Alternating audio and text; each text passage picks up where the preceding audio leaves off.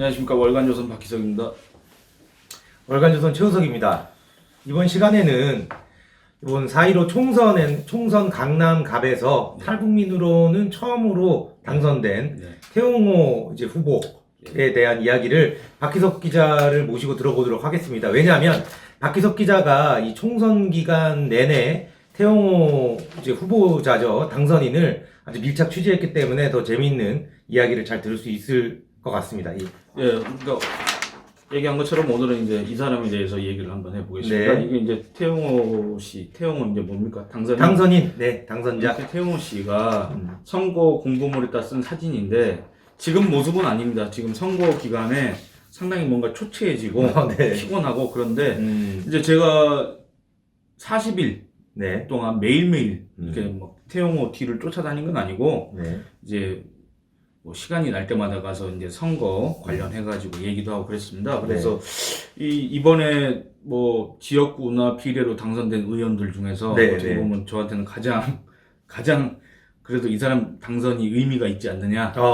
주관적으로 그렇게 생각이 들어서 한번 얘기를 해보려고 합니다. 그리고 이 사람이 아까 얘기한 것처럼 탈북민으로선 최초로 지역구에 도전을 했고 그리고 당선했지 않습니까? 그것도 어떻게 보면 북한과 가장 어울리지 않는 평양과 가장 어울리지 않는 강남에서 강남에서 압구정, 청담, 논현, 역삼, 신사 이쪽에서 이제 당선이 됐기 때문에 이 사람에 대해서 한번 얘기를 해보겠습니다. 근데 처음에 이 태용호 당선인이 지역구인 강남갑 공천받는 거 가지고 좀 얘기가 있지 않았습니까? 네, 아니 그게 뭐 본인은 그렇게 얘기 안 했다고 하지만 어쨌든지 간에 알려진 거로는 태용호를 강남갑에 공천한 건 국가적 망신이다.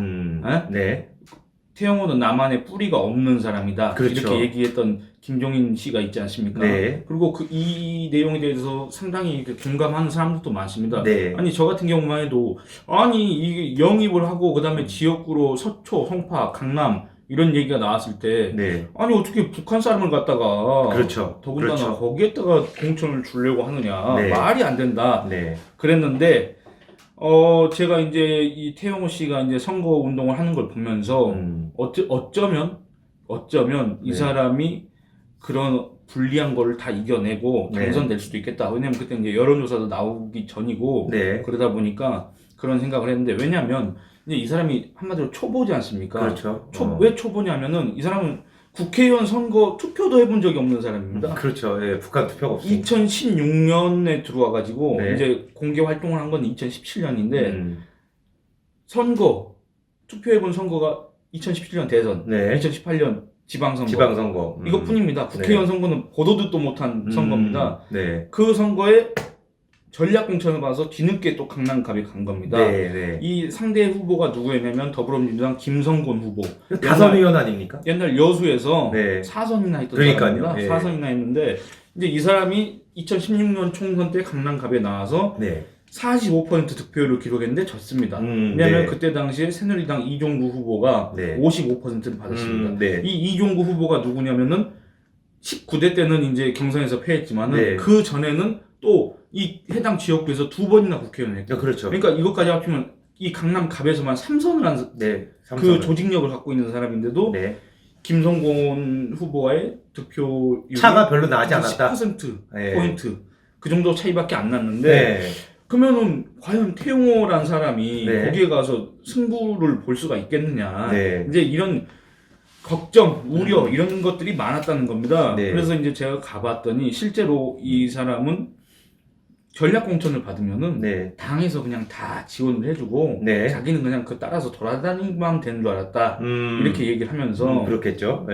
이제 상당히 힘들다 매일매일 돈도 나가고 힘들다 했는데 솔직히 제가 봤을 때 전혀 힘든 상황이 아니었습니다. 왜냐면 일정표에 별로 일정도 없고 아침 저녁으로 나가서 인사하는 것밖에 없고 이제 뭐 저기 당원 지역 내에 조직되어 있는 그 당원 조직들 있지 않습니까? 거기 가서 이제 주민들하고 이제 얘기하고 겨우 그 정도도 힘들다 그러니까 제가 이제 그때 뭐라고 했던 그런 기억이 납니다. 왜냐면 다른 사람들은 이 공천 한번 받아보려고 그렇죠. 얼마나 노력을 합니까? 네. 얼마나 그 동네 샅샅이 뒤지면서 네. 저기 솔직히 마음에도 없지만 막 할아버지 할머니들 얘기하는 거 예 어르신 뭐 이렇게 하면서 어깨도 주물러주고 막 그렇게 하지 않습니까? 그렇죠. 그 뭐 괜히 자기 집도 청소 안 하면서 남의 집 앞에 막 청소하고 다니고 아니 그렇지 않습니까? 그런 네. 분들이 많죠. 예. 근데 그런 걸 해보지도 않았고 그러니까 이 사실을 모르니까 힘들다고 한 겁니다. 네. 그래서 그런 점에 대해서 뭐 저도 이제 얘기를 했지만 이게 주위에서도 이제 많은 조언이 있었고 네.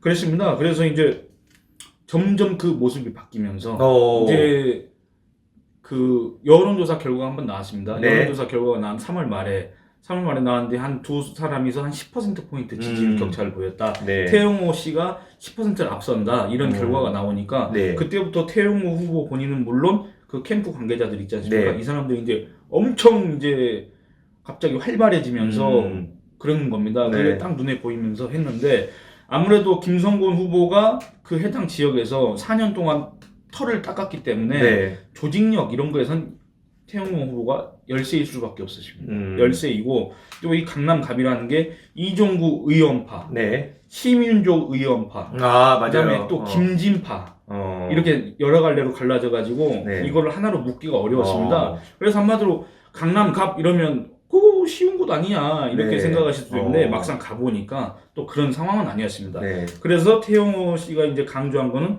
공중전이다. 공중전. 나는 이 조직력에서 좀 열세이기 때문에 네. 그리고 나는 선거 경험이 없기 때문에 내가 잘하는 걸로 한번 해보겠다 해가지고 이 30대 네. 젊은 사람들을 캠프에 많이 데리고 와서 공중전을 하는 겁니다. 그 공중전이라는 게 뭐냐면 태영호 씨는 이제 태영호 TV라 그래서 구독자가 11만 명이 넘는 유튜브 채널을 이미 갖고 있었고 네. 그 조회수가 상당히 나옵니다. 한 막 80만회 이렇게 나오는 것도 있고 그러니까 상당한 자산을 보유하고 있는 상태에서 그거 영상 제작이나 아니면 이런 홍보 이런 거에 좀 특화된 젊은이들을 데리고 와가지고 네. 유튜브 뭐 영상을 무지하게 찍었습니다. 네. 그러니까 한 하루에 2개 정도씩 계속 올리고 근데 그게 그냥 괜히 뭘 올리는 게 아니라 강남갑 지역의 현안에 대해서 문제를 제기하고 거기에 답을 하는 네. 그런 내용이 주였기 때문에 이게 그냥 뭐 우리가 흔히 선거 홍보 영상 보면은 막 뭐 후보 이렇게 뭐 연설하고 있으면 그냥 그거 찍고 막 이렇게 음악 넣고 그런 거 있지 않습니까? 그런 게 아니었습니다.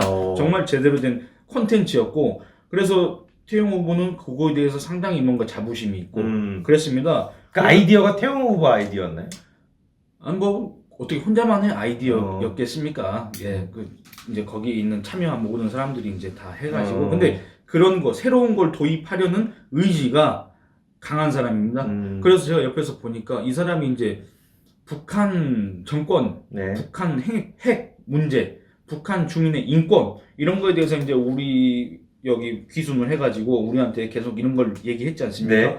그러다 보니까 지금 이 보시는 것처럼 이렇게 자꾸 이제 어두운 색 양복을 입고 막 그런 무거운 주제로 얘기를 하니까 그리고 이 사람이 이제 북한 사람이다 보니까 우리가 가질 수밖에 없는 그런 어떤 고정관념 있지 않습니까? 그런 거, 이 사람 뭔가 딱딱할 것이다, 뭐, 그런 거 있는데, 실제로 만나면은 그렇지는 않습니다.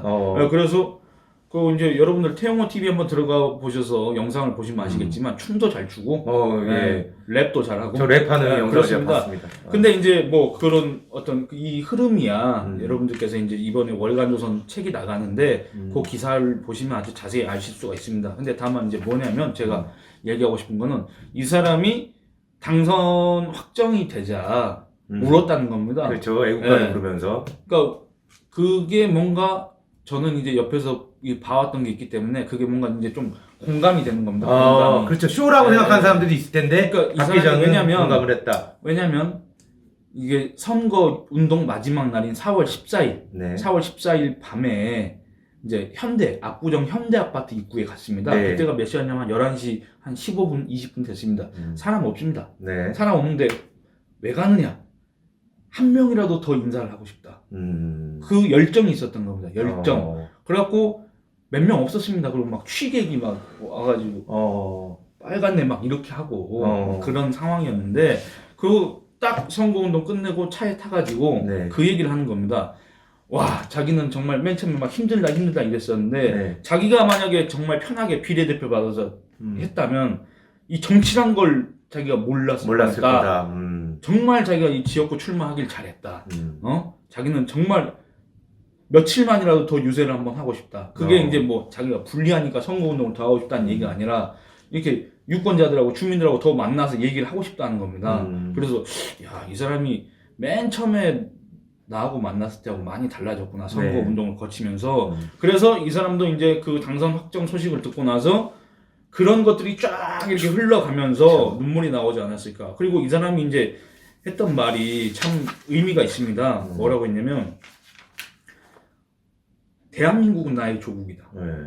말은 맞습니다. 왜냐하면 대한민국 헌법 제3조에 따라서 대한민국의 영토는 한반도와 그 부속도를 하기 때문에 북한도 대한민국입니다. 사실은. 그렇죠. 근데 어쨌든 이 사람은 어떤 자기의 마음의 조국이 대한민국이다. 자기가 귀순한 이후에 자기의 목숨은 자기가 아니다. 나는 이 목숨을 조국을 위해서 바치겠다고 다짐해왔다. 그리고 자기를 이렇게 품어준 뿌리 없는 탈북자를 품어준 강남은 나의 고향이다. 하면서 이제 애국가를 부른 겁니다. 그래가지고 이 사람이 이제 뭐라고 했냐면 자유와 시장 경제의 질서를 지키기 위해 모든 걸 다 할 생각이다. 그리고 또 솔직하게 얘기했습니다. 아직 강남에 대해 잘 알지 못하는데 강남 주민들이 자유와 민주주의 시장 경제를 찾아서 온 저의 용기를 보고 더 큰 일을 해보라고 저를 선택하신 것 같다. 기대에 어긋나지 않도록 하겠다. 그러니까 이게 참 솔직한 대답입니다. 제가 그 선거운동 취재하면서 그 태용호 씨 부인을 만났습니다. 이제 태용호 씨 부인이 그 김일성과 같이 뭐 빨기산 활동을 했던 그 일가라고 제가 들었는데 이제 그 부인이 이렇게 얘기를 했습니다. 좀 솔직히 남편이 불안하다는 겁니다. 왜냐면 이 남편이 와가지고 한 거라고 북한 관련 연구밖에 없는데 사회생활도 안 했답니다. 그러니까 강연 이런 외부 활동을 했는데 우리가 일상적으로 하는 일상생활을 해본 적이 없다. 이 사람은 작년 하순쯤에 이제 무슨 사회단체를 하나 만들었습니다. 북한 관련 단체를 하나 만들어서 그걸 하면서부터 이제 뭐 세금도 내야 되고 월급도 줘야 되고 이제 이러다 보니까 요거에 조금 알아가는 과정이었지 전혀 이거는 이 사회에 적응을 못하는 사람이다. 지금까지는. 그래서 3년만 더 있었으면은 내가 걱정을 안 하겠는데 지금 나가는 건 좀 섣부르다고 생각을 했다. 그러면서 지금 이렇게 이 사람이 무슨 부동산 종합부동산세, 무슨 세금 이런 거 얘기하는데 이거 수박 겉핥기식으로 한 거다. 그래서 상당히 걱정이 됐는데 이 후보자 토론하는 과정을 보니까 아 그래도 자기 걱정한 것보다는 훨씬 잘해서 기분이 좋다. 뭐 이렇게 얘기를 했습니다. 그러니까 여러분들 아까 처음에 말씀드렸지만 이거는 정말 어떻게 보면 기적 같은 일일 수도 있습니다. 강남 갑이라서 상당히 쉬운 선거보다 그렇게 생각하실 수 있는데 여기서 3선을 했던 국회의원마저도 55%였습니다. 득표율이. 근데 태용호 씨 득표율은 58.4%. 그리고 상대방 후보는 39%. 그러니까 약 20%포인트 차이로 이긴 겁니다. 그렇죠. 그러니까 상당히 큰 격차를 이겼기 때문에 단순히 쉬운 곳에 나가서 거둔 승리가 아니다. 이 사람은 이제 여러 면에서 많은 불리한 조건들을 갖다가 극복을 하고 했기 때문에 아마 그 어려움, 선거 과정의 어려움을 생각한다면 이 국회의원 의정활동 4년을 갖다가 그렇게 허투루 헛되이 보내지는 않을 거라고 그런 생각을 해봅니다. 맞습니다. 이제 총선 결과 이제 국민들의 심판, 국민들의 결정은 위대하죠. 근데 위대한 그 국민들 결정 사이에서 이제 태용호 당선자도 그 열심히 한 거를 뭐 그 유권자들한테는 인정을 받았다. 이렇게 보여집니다. 뭐냐면 제가 이렇게 따라다녀 보니까 인지도는 있지 않습니까? 인지도가 있기 때문에 와 약간 뭐 최상급 연예인은 아니고 그렇죠. 좀 연예인처럼 이렇게 팬들이 있는 겁니다. 그렇죠. 그래가지고 막 일산에서 책 사인 받겠다고 유튜브 지금 방송을 하고 있는데 막 채팅창에다 제가 지금 일산인데 얼른 가겠습니다. 차 끌고 오고 하고 책 사인 받고 가고 사무소에서 이렇게 그냥 얘기하고 있는데 또 막 찾아와서 우리 딸 사인 좀 해주려고. 그러니까 이게 선거 운동을 하는 건지 약간 연예인 무슨 그런 팬미팅을 하는 건지 그런 게 좀 분간이 안 될 정도로 그런 장면들이 자주 보였고 그랬었습니다. 그래서 그런 어떤 인지도와 어떤 그런 인기를 바탕으로 해가지고 어떻게 보면 이제 조금 어려운 선거를 무사히 넘겼는데 앞으로 이 최초 북한 출신 국회의원, 지역구 국회의원이 어떤 의정 활동을 할지 만약에 제대로 못한다면 엄청나게 비판해야 되지 않겠습니까? 그렇죠. 어려움을 뚫고 됐는데 예, 한번 앞으로 어떻게 할지 지켜보도록 하겠습니다. 네. 그리고 요거 관련된 내용은 월간조선 아주 자세하게 박혜석 기자 자세하게 썼습니다. 이번 시간 여기서 마치도록 하겠습니다. 네. 감사합니다. 감사합니다.